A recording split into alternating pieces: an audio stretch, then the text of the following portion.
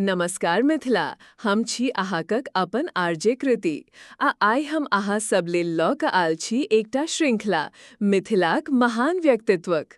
एहि रचना में सबसे पहले विद्यापति जी का गप करब, जिनका बिना मिथिला आ मैथिलीक चर्चा अपूर्ण बुझाइत अछि।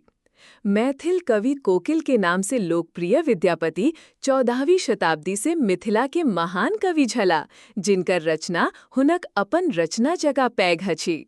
विद्यापतिक प्रभाव मात्र मैथिली धरि सीमित नहीं छलनि, संस्कृतक महान कवि सेहो छला। हुनकर प्रभाव अन्य पूर्वी साहित्यिक परंपरा में भी फैलल छले।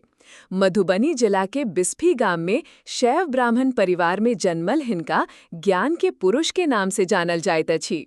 हिनक नाम दू संस्कृत शब्द से बनल अछि, विद्या अर्थात ज्ञान आ पति अर्थात गुरु अर्थात ज्ञानक स्वामी। मुख्यतः प्रेम गीत आ भगवान शिव के प्रार्थना के लेल जानल जाइत छथि। नैतिकता, इतिहास, भूगोल, कानून सहित अन्य विषय पर सेहो लिखलनि। ओडिया आ बंगाली साहित्य में सेहो महत्वपूर्ण कृति के निर्माण केलनि। और अंत में मधुबनी FM दिल सा सुनैत रहू, काल फेर भेंट करब दोसर व्यक्तिक कथा लौका। धन्यवाद।